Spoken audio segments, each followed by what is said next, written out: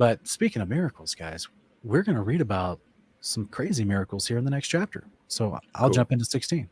Let's do it. All right. Chapter 16, verse 1. On the 15th day of the second month, after they had left the land of Egypt, the whole congregation of Israel set out from Elim and came to the desert of Sin, which is between Elim and Sinai. And there in the desert they grumbled against Moses and Aaron. If we only had died by the Lord's hand in the land of Egypt, they said.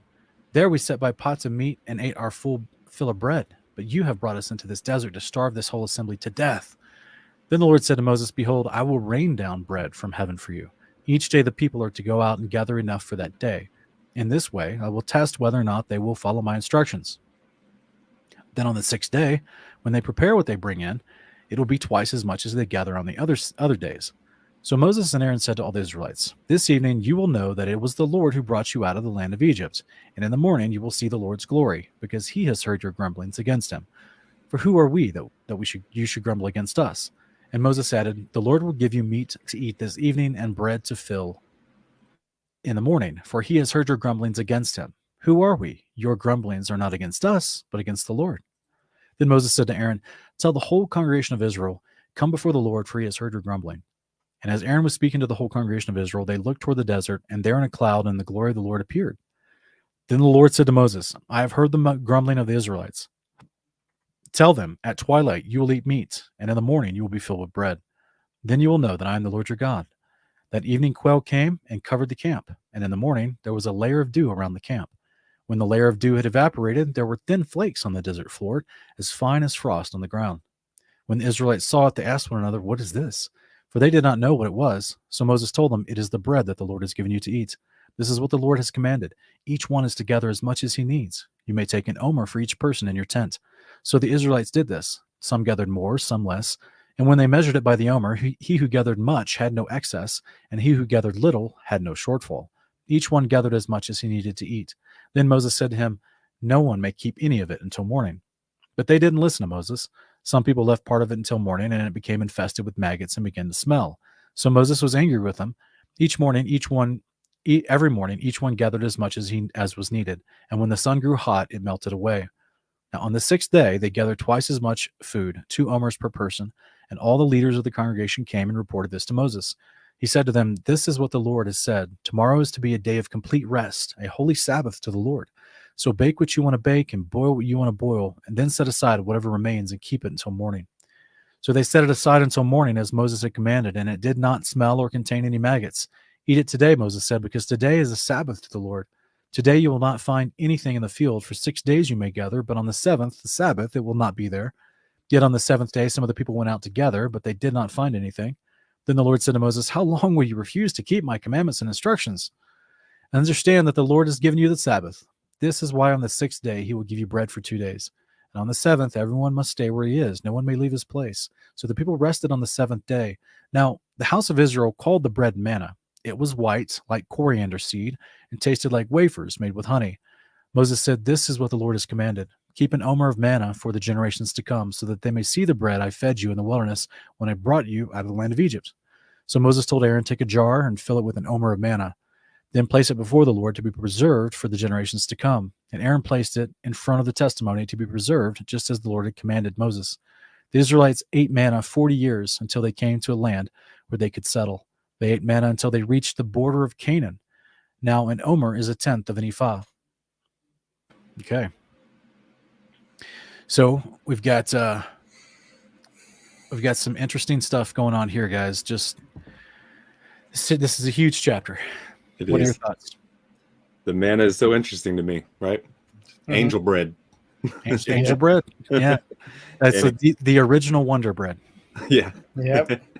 And it tasted like wafers with honey. Interesting stuff. What else was I going to say about that? That I don't know. Go ahead. What about you, Hannibal? What comes to mind during this chapter? Oh, obviously, I want to taste manna, and I was wondering if the loaves of bread that Elijah receives from an angel, and I think it's 1 Kings chapter 19, verse 4 or 5. I wonder if that was bread made with manna or something else that came from heaven above, because it nourished him for a 40-day walk together with the water. We also see in Wisdom of Solomon chapter 16, verse 20 to 26, that manna not only tasted like honey with wafer, but it satisfied everyone's specific palate. I don't know how that worked, but it satisfied their taste buds. So Yeah. yeah. Now there's I don't know if I quite agree with this or believe this, but there's a Jewish tradition that the manna caused them to not need to have a bowel movement. That's interesting. Like Kim Jong-un. No. Well, Yeah, that, yeah, that would mean like that means that their body is able to absorb everything, right? And there's Right. no waste. Yeah. Yeah, it just makes me think, like, because then you start getting into the nitty gritty of like, yeah, so so everywhere they moved and camped, that means they just left a huge trail of buried poo. Like they just fertilized the land everywhere they went. Just millions of people just pooing and just walking and burying it. You know what I'm saying? So okay. So speaking of things touching the ground, things falling to the ground, Yahweh describes the manna as raining down, and then he talks about it melting if they didn't pick it up. Yeah. Once the noonday heat rose, right? What kind of bread melts? I don't know, right? Fluffy light bread, maybe. It comes down with the dew we see. Right. What kind of bread rains? Like this is crazy, guys. This is crazy. So we're going to talk about that a little bit more here in just a second, but I'm going to run through some of these bullet points here for the summary. Just under 1 month after leaving Egypt, the Israelites camped between Sinai and Elim in the desert. They complained to Moses because they didn't have any meat to eat. This is just them being catty, man. They're like, we could have died where we're eating meat, and Yahweh could have killed us in Egypt where we had meat at least. Like, this is just so petty, these people. Father, help me look at my own heart, right? If I've ever been like this, because boy, oh boy, but again, this is why continually the Father is willing to do these types of miracles so that their heart would be softened, right? Then that's why Yahweh or Moses tells them, look, he's going to do this so that you know it was he that brought you out of Egypt. Because apparently they still aren't convinced, even to the point here about a month or two later, they start worshiping Baal again, and they claim, oh, here's the God that brought us out of Egypt. So like Moses is just he sees that these people are struggling with their hearts and their attitudes. Yahweh told Moses he would rain down bread from heaven, but that he would use it as a test of obedience for the people. This is something that we always try to remind folks, that the Father doesn't tempt you to sin. He tests you to be obedient. That's right. It's a consistent thing throughout Scripture. We see this expounded in Deuteronomy 8:16 real quick. In the wilderness, he fed you manna with which your fathers did not know, that he might humble you and that he might test you to do good for you in the end. I like it. There it is. So this whole thing was designed to get their hearts right. But as the manna came with specific instructions for gathering, storing, and eating, Yahweh also promised that he would give them meat that very evening. He caused the winds to change and drove a covey of quails to fall into the camp. I learned something new here, guys, this week, that a group of quails can be called a flock, a covey, or a bevy. So there's your Jeopardy trivia for this week. The next morning, the manna had appeared on the ground underneath the dew. It was white and flaky with the taste of coriander and honey wafer. I don't know what kind of thing this is that the dew can dissipate and evaporate, but this thing that can melt is still there as well. To be able to have like maggots and stuff in the morning, right? Yeah, so like there's something unique about this, and we'll jump into it. But the manna melted quickly and would rot overnight if not cooked. The people were instructed to pre-cook their double portion before the Sabbath, as no manna fell on the Sabbath. And guys, many people who've watched this channel for some time know that I've done an entire Morning Cup of Context video on can we cook on the Sabbath. A lot of people like to use this chapter as a proof text that they think it's saying that you cannot cook on the Sabbath. What I read from here is not that at all, but it's that you cannot gather on the Sabbath. You can't go and gather your food that you need to cook on the Sabbath, which is exactly what Jubilees 2 and Jubilees.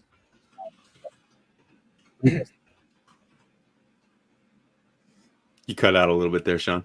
Oh, I'm sorry. Yeah. You're back. So yeah, sorry about that. I didn't know I cut out. Just the last sentence. Yeah, just saying that from my understanding of this instruction, the manna melted, so they couldn't keep it the next day to cook it the next day.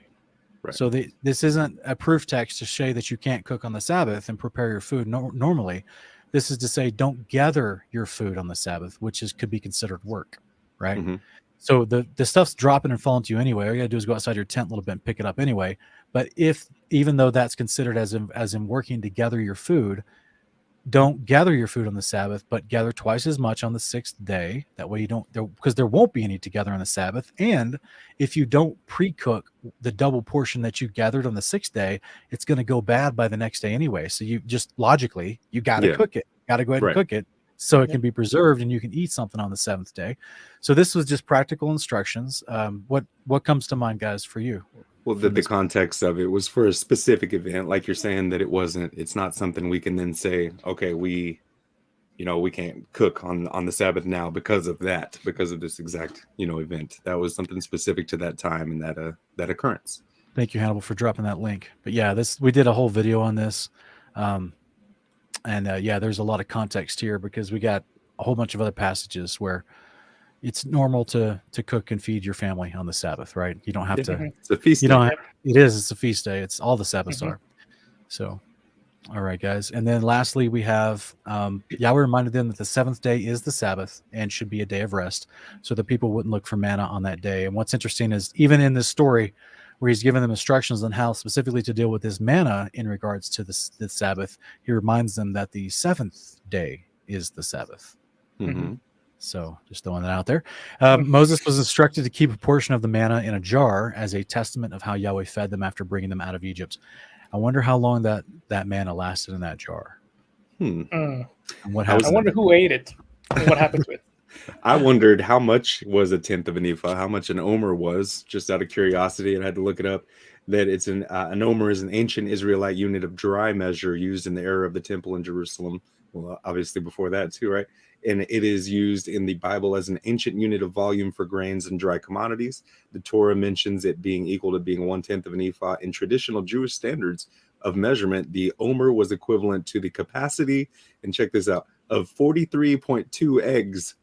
That's how they determined it. It's about 43 and a half eggs, and which would be the equivalent of 5.5 pounds in today's understanding. Yeah, about 5.5 pounds is an omer. I didn't realize the egg was a standard of measurement. I know. That's hilarious. Yeah. But guys, the whole conversation about the manna, it actually is leading us into this week's theological rabbit trail.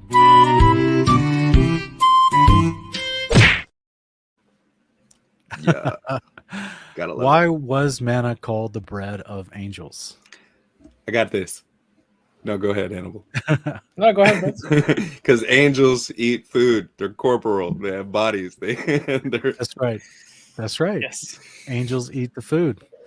So, guys, here in Psalm 78, 23 to 25, this is where we get the statement that men ate the bread of angels, and specifically in regards to the manna being rained down. So verse 23 says, "Yet he commanded the clouds above and opened the doors of the heavens. He rained down manna for them to eat. He gave them grain from heaven. Man ate the bread of angels. He sent them food in abundance." So not only is it called bread, but it's even qualified as grain. And it's being rained down from heaven. Now, the descriptions in Exodus 16 says that it actually rained down with the dew that then evaporated off the top of it, and that this bread, this grain, melts if it gets too late in the day and the sun rises. So you got to pick it up early when it's still chilled outside. So that means it's chilled. So this is some sort of grain, this food, and he says he's raining it down from heaven that is able to melt. And it doesn't last for more than 24 hours. You have to cook it into an eatable form. That's crazy to me that it can melt, but you can also cook it. Exactly. Right? Because what's different? The sunlight that melts it is different from fire. Ah. Okay. Right? I also noticed that it has the. Go ahead, my bad.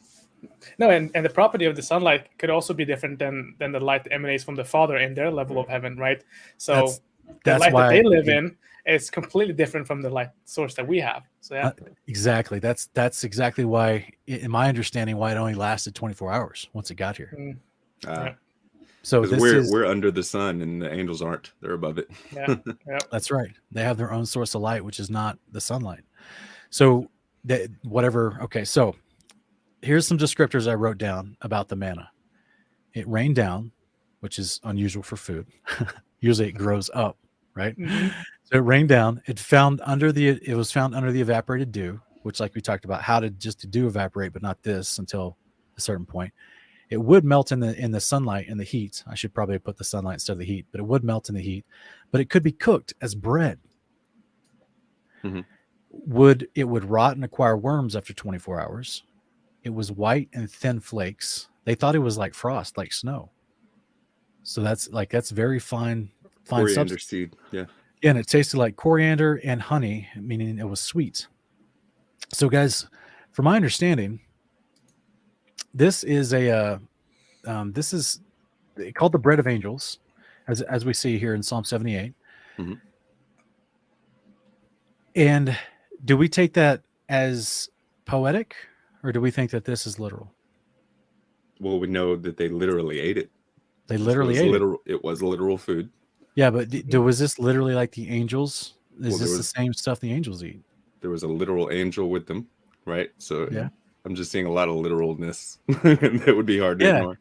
Yeah, to me, I'm thinking to myself, okay, so all right, since we all understand biblical cosmology, well, the Father is described as creation.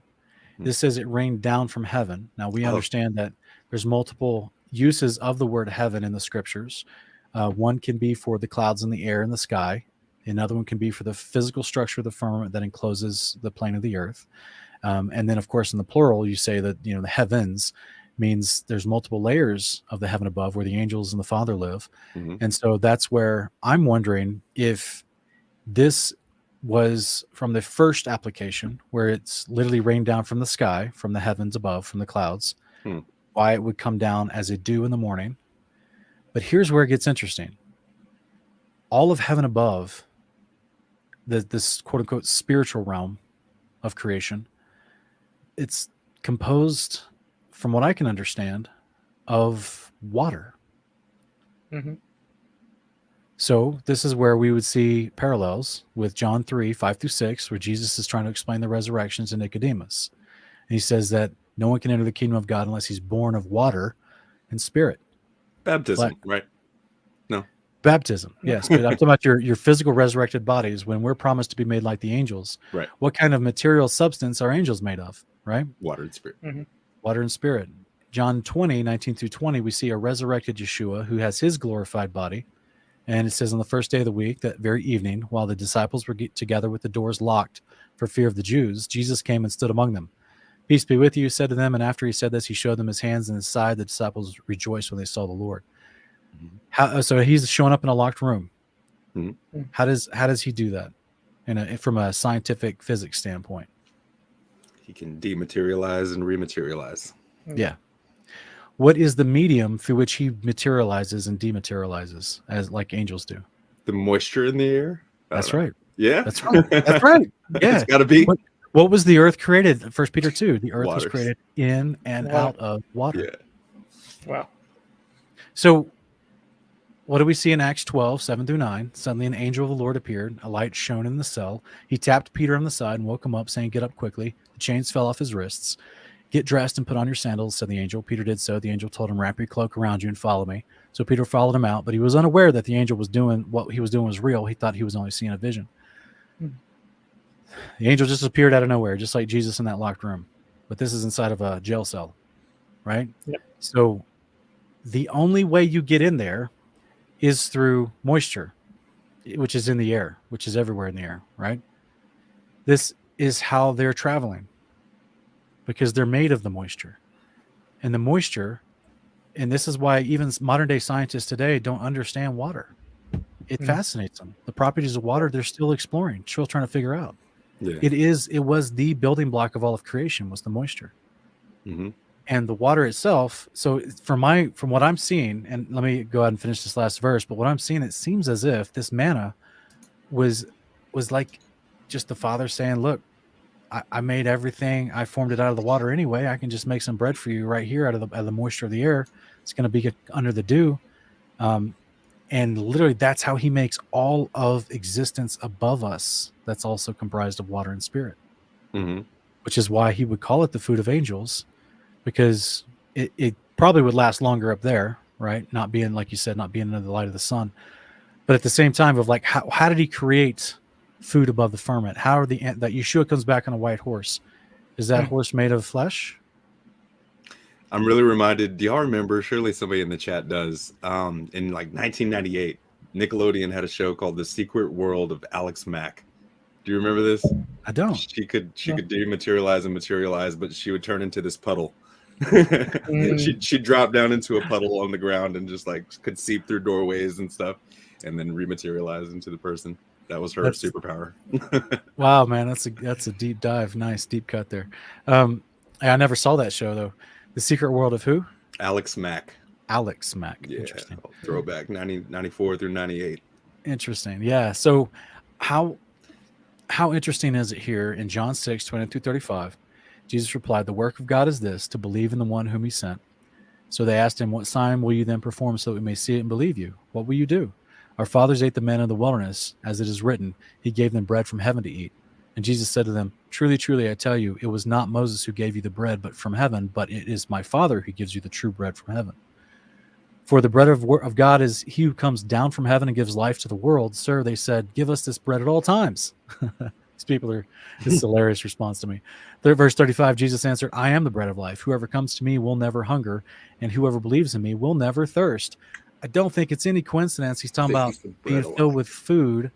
He called himself the bread of life and saying, if you partake in him, you will neither hunger nor thirst, which is what they were filled with the manna, which was made from a substance that can melt. And now Yeshua is literally made of water and spirit. And now Yeshua, bread of life, so he's water, spirit, bread. Now he is the full embodiment of everything that is the realm of heaven, everything that's made from a form of water and spirit, which is crazy to me because that means when he spit moisture into the dude's eye and remade his eye, he used the moisture. Mm. So I think remember the other guy, he had him to go after he spit in his eye and he said, "Now go dip yourself in the water, go clean yourself." And then when he came up, he could see. So like, I don't think there's a coincidence here with the water. I think that the waters of all the earth, and like we're literally, it's funny you mentioned an egg earlier. We're literally encased like an egg in the shomayim, in the covering of water. There's still waters above us. There's waters below us. There's waters that we breathe water. It's just such a fine gaseous form. And of course, water can't be destroyed. Nice. It turns into a solid state, a liquid state, or a gaseous state. So I think this is a fascinating concept with the manna that I truly believe he manifested with the water, just like he does with all of creation. He manifested food of how he creates it in heaven for heaven above, or the grain, I should say, right? Because it's the core material that you could then cook and bake into bread. Right. And one other passage about the manna before we move off of it, Numbers 11 says, "Now the manna was like coriander seed, and its appearance was like that of bdellium." I had to look that up. Shiny. Bdellium says a fragrant resin produced by a number of trees related to myrrh, used in perfumes. So yeah, it's like that. And then it says that they could boil it in the pot, make cakes with it, and its taste was as the taste of cakes baked with oil.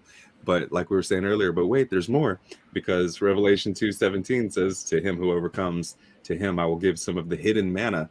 And the treasuries, right? And 2 Baruch 29 talks about it as well. "It shall come to pass that at the self same time that the treasury of manna shall again descend from on high, and they will eat of it in those years, because these are they who have come to the consummation of time."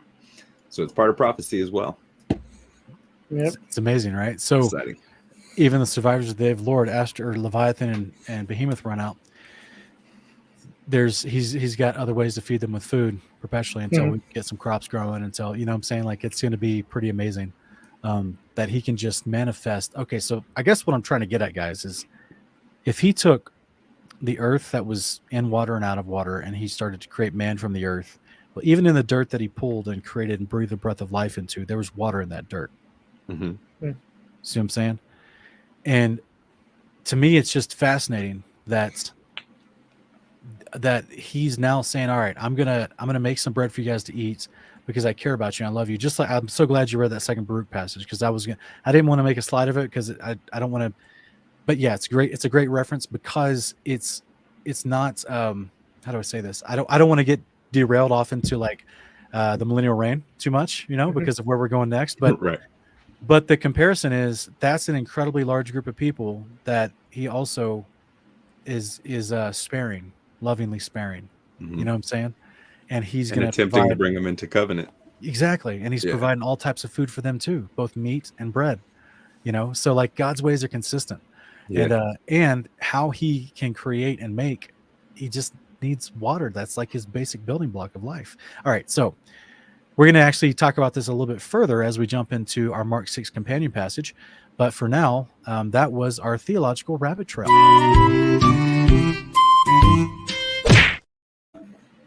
All right.